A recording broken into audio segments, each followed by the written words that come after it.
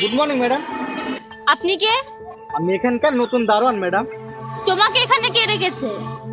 হ্যাঁ ম্যাডাম, আমি তাকে এখানে রেখেছি। আপনি রেখেছেন? আপনার কি বুদ্ধি বলতে কিছু আছে? আরে এমন একটা ছেলেকে রাখার কথা আপনি কিভাবে ভাবলেন? তার চেহারা দেখুন, তাকে সামনের গেটে কেন রাখা হয়েছে? তাকে দেখলে তো আমার সব ক্লায়েন্ট পালিয়ে যাবে, আমাদের সাথে কেউ ব্যবসা করবে না। রাখতে হলে পিছনের গেটে রাখবেন। আর তার অবস্থা দেখুন, তার পোশাকের বোতাম ছেঁড়া, পায়ে জুতা নেই, এসব কি? এক্ষুনি এখান থেকে বের হয়ে যাও। আমি মোটেও এমন দারোয়ান চাই না। আমি যেন তাকে এখানে আর না দেখি। এই যাও, তুমি পেছনে গেটে যাও।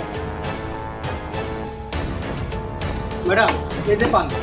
এই তুমি পানি এনেছো কেন? উপক কোথায়? ম্যাডাম সে খাবার খাচ্ছে, তাই আমি পানি এনেছি। দেখো, গেটের বাইরে দাঁড়ানো তোমার কাজ, আমার অফিসের ভিতরে আসা সাহস কি করে হলো তোমার? এই নাও, তুমি পানি খাও। এখানে দাঁড়িয়ে আমার মুখের দিকে তাকিয়ে আছো কেন? যাও এখান থেকে।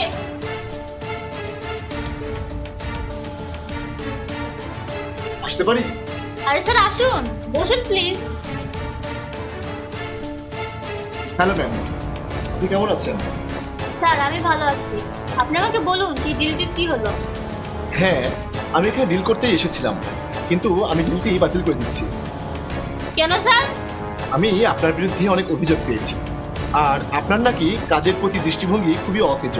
আর আপনার ক্লায়েন্টরা আমাকে বলেছে আপনি তাদের সাথে খুব অভদ্রভাবে কথা বলেন। না না স্যার, আপনাকে কেউ ভুল তথ্য দিয়েছে। দেখুন, আমাকে ভুল তথ্য দেওয়া হয়নি। আমি শুধু এই ডিল না, আমি আপনার সাথে সব ডিলই বাতিল করছি। আমি যাচ্ছি। আরে না স্যার, প্লিজ আমার কথা শুনুন। এই আমার ব্যাগ, আমার ব্যাগ।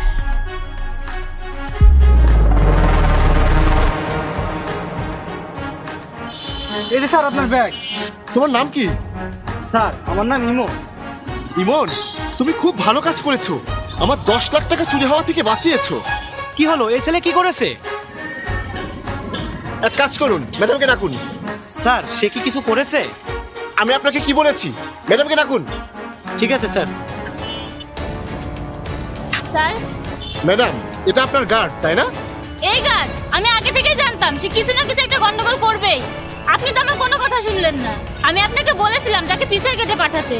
এটাকে এখনই আমার সামনে থেকে সরান, আমি চাই না সে এখানে থাকুক। থামুন ম্যাডাম, আপনি কি জানেন সে কি করেছে? কি করেছে? একজন আমার টাকা চুরি করে নিয়ে যাচ্ছিল, আর সে আমার টাকা বাঁচিয়েছে, আর আপনি তাকে এভাবে নিচু করে দেখছেন?